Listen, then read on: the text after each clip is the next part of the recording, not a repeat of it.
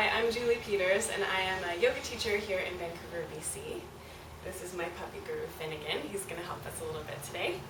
I've been really enjoying my headstand practice lately, and I thought I would share with you some of my secrets of headstand, some of the tips and tricks that help me to get into that pose. And we're going to have a little physics lesson today as well. So headstand is a really beneficial pose. It's good for a lot of people in a lot of situations at any age.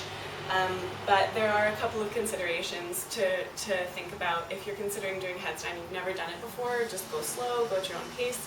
And if you're pregnant or have high blood pressure or osteoporosis, you might want to check with your doctor before you attempt any of this.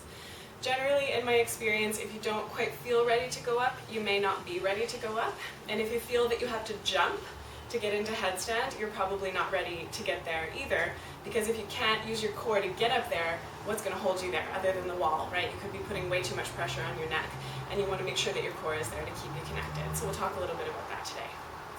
The headstand that I'm going to share with you is called Sirsasana A. It's a version of Sirsasana A.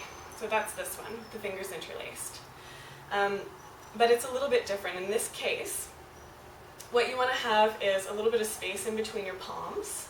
So you imagine that you've got a little tangerine or an orange in between your hands, and you're going to keep that space free so that you don't crush it with your palms, and also your head doesn't get into that space. So rather than, I'll just show you here, rather than holding onto the back of the head like this, you create a little space so your wrists are touching, more like that, okay? And the forearms are going to be pressing into the mat a lot. I'll show you what I often see when people are getting into headstand and having some trouble figuring out sort of what happens next. And I'll show you the physics lesson in a second. So, we get the forearms set up, a little tangerine in between the palms. The head comes in between the wrists. And then you want to be able to see your elbows in your peripheral vision. So if you can't see them, they're probably too far out and they won't be able to support you. You need them nice and close. I push them down and out. To broaden my upper back, I'll just show you facing this way. Rather than crunching up, pushing down and out. Okay? And then you've got lots of support so that you can adjust how much weight goes onto your head. I find this is a nice one when you're new to headstand, just getting used to having weight on your skull. Not everybody finds that comfortable the very first time. So we come down. We can hang out here, awesome place to be. We can also come into a down dog with the legs and see how that feels. Okay. And here I still have the support in my forearm so I can actually lift my head up if I want to. Then we're going to try to bring my feet closer. Often what I see is from here, lifting a leg, which isn't going to work. Why? Because of physics. If you think about a structure that looks like this, and you try to lift one half of it up, right? It either won't go or it'll flatten.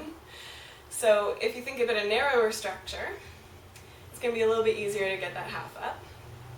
What we're trying to do is get this bottom part of the triangle structure, which is your downward dog headstand shape, almost right up and down. And then there's a little bit more of a hinge that can happen from the hips here. And here's the physics aspect that requires a little bit of a leap of faith, okay, a little bit of fear going on here, is we need to actually lean the top of the structure slightly back in order to be able to comfortably unfold, okay? So a lot of that happens in your hips, and try to get the natural curve back into your low spine. Often in headstand, there's a fear response, which is hugging in like this, and you need to actually let it open up from both the shoulders and the hips so that you can comfortably lift your legs up. So I'll show you the most extreme version of that. This is a pretty challenging version. I'll show you a couple of others, same idea. So here, I've got my head set up. My shoulders are nice and strong and open here. I come into my down dog and I walk way up close. And you need longer hamstrings for this. So you might need to warm up that way. And you can lift the heels up. So here's my sort of straight up and down structure, but I can't quite get my feet off the floor. But if I lean back even more, push into my elbows a lot, my toes will get lighter. I can lift them and start to unfold like that book. Unfolding, right? That's definitely one of the more challenging versions. Lots of core going on there. I'll show you a different version that has the same thing in line. So here is other way. Same setup. Get nice and close. But instead of lifting both legs up straight, I'm going to bring one leg, bent knee, not up, but actually in, close. So I'm hugging in, I'm leaning back, I'm using my core, hugging my inner thighs. I bring my other knee in, and then I unfold a little. So I'm trying to get that natural curve into my low spine, and then I can start to lift one leg.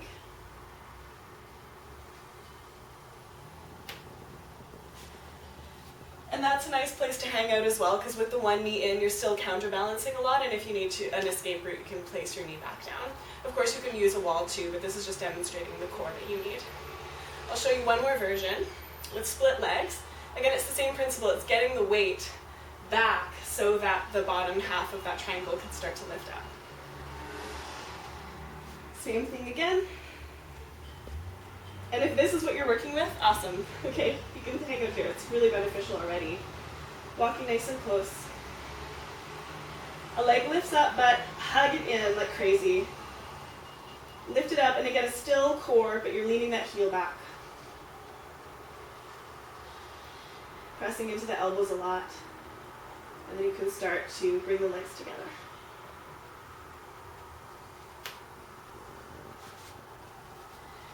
And then you'll rest in a child's pose. And do any other counter poses you like. So, just one pose, one of my favorites right now. Really beneficial, very detoxifying. It's excellent for lots of different aspects of the body, but be careful. And now you know a little bit more about how to get up there, using your core, but also with that unfolding and that kind of fearless posture of, oh, I can do this, right? So good luck, and let me know how it goes.